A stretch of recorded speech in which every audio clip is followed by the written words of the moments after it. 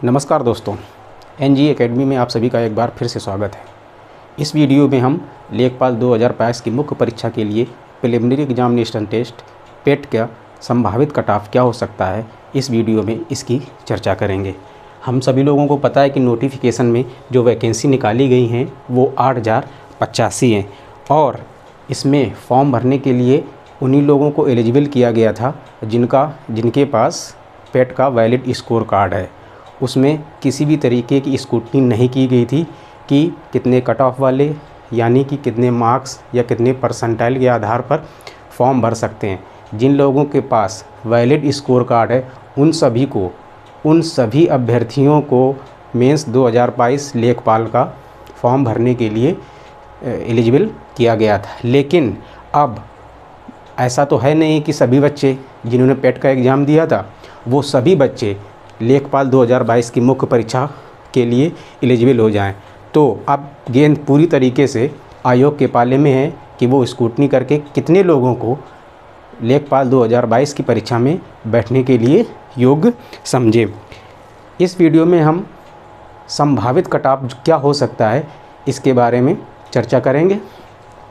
हम सभी लोगों को पता है कि जो पेट का एग्ज़ाम 16 लाख बच्चों ने दिया था और जो स्कोर कार्ड जारी हुआ है वो उसमें दो कैटेगरी में उनकी योग्यता परखी गई है। एक अंक के आधार पर उसमें स्कोर कार्ड में दिया गया है और परसेंटाइल के आधार पर स्कोर दिया गया है। मार्क्स के आधार पर दिया गया है और परसेंटाइल के आधार पर स्कोर कार्ड जारी किया गया है। परसेंटाइल के आधार पर जारी किया गया है। लेकिन हम सभी लोगों को पता है लगभग कि अगर आयोग में जैसे यूपीपीसीएस का ही बताते हैं कि जो मुख्य परीक्षा के लिए लगभग 13 से 15 गुना लोगों को वो लोग मुख्य परीक्षा के लिए बुलाते हैं। मुख्य परीक्षा के लिए बुलाते हैं तो परंतु उनका जो मुख्य परीक्षा का पेपर पैटर्न होता है वो सब्जेक्टिव टाइप का होता है, यानी कि ओमार में नहीं होता है, उनको आंसर राइट करना होता है, उस फॉर्मेट में होता है। लेकिन जो मेंस लेखपाल 2022 का है उसमें ये पूरी संभावना है, पूरी क्या 100% श्योर होना चाहिए कि जो लेखपाल 2022 का जो परीक्षा होगा वो ओमार या फिजिकल मोड में होगा, ओमार और क्वेश्चन पेपर के माध्यम में होगा। अब जब सब्जेक्टिव टाइप का होगा ओमार के माध्यम से होगा, दोनों में जो कॉपी जांचने का लेबर है उसमें ज़मीन आसमान का अंतर है। जब ये लोग 13 से 15 गुना ले सकते हैं तो अगर हम यहाँ देखेंगे कि टोटल वैकेंसी अगर 8000 है, लगभग मान लीजिए 8000 है, तो इसका 15 गुना जो होगा 96 से 97,000 इतना हो सकता है। अगर सब्जेक्टिव टाइप का ही मेंस मान लिया जाए कि सब्जेक्टिव टाइप का होगा तो जो क्वालिफाई होंगे वो 96,000 से 97,000 लोग हो सकते हैं। लेकिन यहाँ संभावना है कि ओमार के माध्यम से होगा, तो ऐसा है नहीं कि 1 लाख के आसपास ही बच्चे एलिजिबल किए जाएं, इसकी संख्या ज़्यादा हो सकती है। संभावित कितने लोगों को बुलाया जा सकता है अब इस हिसाब से देख सकते हैं कि अब बुलाए जाने का आधार मार्क्स हो सकता है या परसेंटाइल हो सकता है। परसेंटाइल दिया गया है स्कोर कार्ड में तो इसके पूरे चांसेस हैं कि परसेंटाइल के आधार पर लोगों की स्क्रूटनी की जाए। अब परसेंटाइल क्या है ये समझ लेते हैं। अगर किसी बच्चे के परसेंटाइल 80% आए तो उसका मतलब ये है कि वो किसी परीक्षा में अगर उसके 80% नहीं परसेंटाइल, उसका परसेंटाइल 80 है, उसका परसेंटाइल 80 है, तो उसका मतलब ये हुआ कि 80% जिन लोगों ने टोटल परीक्षा दी है उनमें से जो 80% है वो उस बच्चे से नीचे हैं और 20% ऊपर हैं। मान लीजिए पेट का एग्ज़ाम 16 लाख लोगों ने दिया है, 16 लाख लोगों ने दिया तो यानी कि 20% लोग इस अभ्यर्थी से ऊपर हैं जिसके 80 परसेंटाइल है। तो 16 लाख में से जो 20% होगा 3.2 लाख इतने लोग 80 परसेंटाइल के ऊपर आए।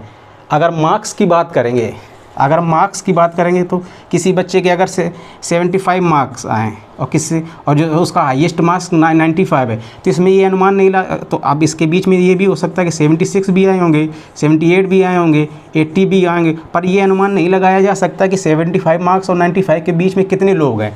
लेकिन परसेंटाइल में इसका अनुमान लगाया जा सकता है कि 80 परसेंटाइल के ऊपर कितने लोग हैं, ये अभी बताया जा चुका है, बताया है। तो इसकी पूरी संभावना है कि जो पेपर में बुलाए जा सकते हैं वो 3.5 से 4 लाख के बीच में, 3.5 से 4 लाख के बीच में एस्पिरेंट को बुलाया जा सकता है।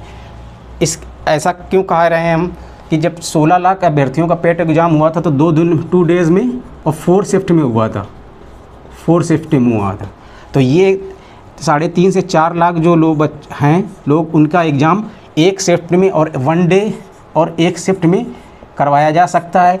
इस कारण से भी संभावना है कि इतने बच्चों को बुलाया जा सकता है। परीक्षा ओमार के माध्यम से होगी, क्वेश्चन पेपर के माध्यम से होगी, फिजिकल मोड में होगी, जिसमें सिर्फ परीक्षा ऑर्गेनाइज कराने का है, पर वो उसका भी समाधान है कि वो एक दिन में एक शिफ्ट में हो सकती है। और ओमार कॉपी चेक करने में भी वो तो मशीन के द्वारा होती है, तो उसमें भी लेबर नहीं है। अगर अपना भोला UPSSC आयोग अपनी तरफ से एफर्ट न करे तब ओमार से कॉपी चेक करने में कोई भी असुविधा नहीं है, कोई भी परेशानी है, कोई भी देरी नहीं हो सकती है। तो इससे ये पूरा कैलकुलेशन करने के बाद ये जो कट ऑफ है, संभावित कट ऑफ, वो कैटेगरी वाइज समझा जा सकता है कि जैसे जनरल का जो संभावित कट ऑफ हो सकता है परसेंटाइल के बेस पे बता रहे हैं, परसेंटाइल के बेस पे, परसेंटाइल बेस्ड कट ऑफ, ये मार्क्स के आधार पर नहीं, सिर्फ परसेंटाइल के आधार पे है। तो जनरल का जो कट ऑफ हो सकता है, वो हो सकता है 80 परसेंटाइल से 84 के बीच में। जनरल का हो सकता है 80 से 84 परसेंटाइल के बीच में। EWS का हो सकता है 74 से 79। OBC का भी इतने ही जा सकता है, 74 से 79। और SC का इसके कह सकते हैं कि 71 से 74। और ST का मान सकते हैं 68 से 71 के बीच में।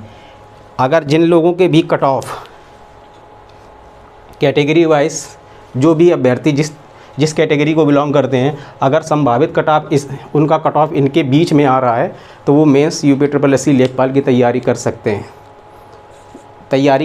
हैं।